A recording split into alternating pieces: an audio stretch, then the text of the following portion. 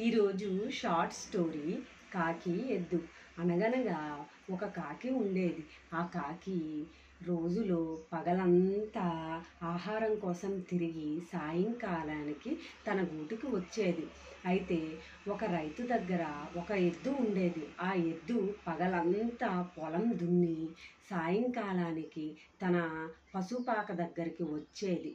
అయితే ఈ ఇద్దరు కాకి ఎద్దు తన రెండు కష్టసుఖాలను కాకి ఎద్దు యొక్క కష్టసుఖాలని ఇద్దరు చెప్పుకుంటూ ఉండేవి. అయితే కాకి ఒకరోజు ఎద్దుని, మిత్రమా, నువ్వు ఎంత వెర్రిదానివి, నీకు రైతు కొంచెం గడ్డి, కొంచెం తౌడు పెట్టి తన చేతులు దులుపుకుంటున్నాడు, నువ్వు మాత్రం పగలంతా పొలాన్ని దున్ని నీ కాళ్ళు అరిగిపోతాయి, నువ్వు చాలా కష్టపడి నీ బీపీ అరిగిపోతుంది, నువ్వు మాత్రం ఈవినింగ్ వచ్చేసరికి సాయంకాలం వచ్చేసరికి రైతు పెట్టిన కొంచెం గడ్డికి నువ్వు ఆనందపడిపోయి ఇలా ఉండిపోతున్నావు అని కాకి అన్నదంట. అయితే ఎద్దు అవన్నీ విని కాకి ఇంకా ఏమన్నదంటే, చూడు, నేనైతే నాకు నచ్చిన ఆహారాన్ని నేను ఎక్కడో ఒక దగ్గర నాకు ఆహారం దొరకగానే నేను ఇలా గట్టిగా పట్టుకొని నేను ఎవరిదని ఆలోచించకుండా దాన్ని పట్టుకొని పారిపోతాను అన్నది. అయితే నువ్వు మాత్రం నీకు నచ్చిన ఈ పచ్చిగడ్డిని ఏ పచ్చిక బయల్లో అయినా తినవచ్చు, కానీ నువ్వు ఇక్కడ ఉండిపోయి నువ్వు నీకిష్టమైనవన్నీ తినలేకపోతున్నావు అనేసి కాకి ఎద్దుతో అన్నదంట.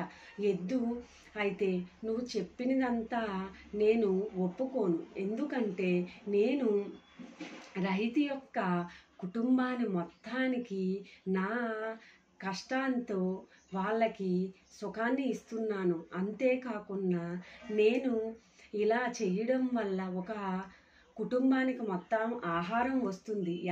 ఎన్నో కుటుంబాలకి, ఎంతమందో ప్రజలకి నేను దున్నిన ఆహారం తింటున్నారు. నాకు ఆ ఆనందం ముందు ఇదంతా నాకు అంతేమీ కష్టంగా అనిపించట్లేదు. నేను ఇదంతా చాలా ఇష్టంగా చేస్తున్నాను. కాబట్టి నేను ఎప్పుడూ ఇలా బాధపడలేదు. నేను ఎప్పుడూ ఆనందంగానే దున్నుతున్నాను. ఇంకా నేను ఎప్పుడూ రైతు పెట్టిన గడ్డికి, తౌడుకి ఎప్పుడూ బాధపడలేదు. ఎందుకంటే దీంట్లోనే నాకు ఆనందం చాలా ఉంది. ఎందుకంటే ఒక కుటుంబానికి నేను చాలా సాయం చేస్తున్నాను. ఇంకా చాలామంది ప్రజలకి నేను దున్నిన ఆహారం తింటున్నారు అని చెప్పింది. అయితే కాకి ఇదంతా విన్నాక కాకికి జ్ఞానోపదేశం అయ్యింది. ఎద్దు చెప్పిన మాటలు తనకి సరిగ్గానే మంచిగా అనిపించి అప్పటి నుండి కాకి కూడా ఎద్దుని ఇలా అనడం మానేసింది.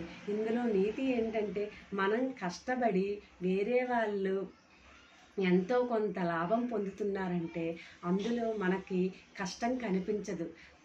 వాళ్ళు సుఖంగా ఉన్నారు కదా అనేసి మనకొక ఆనందం ఉంటుంది.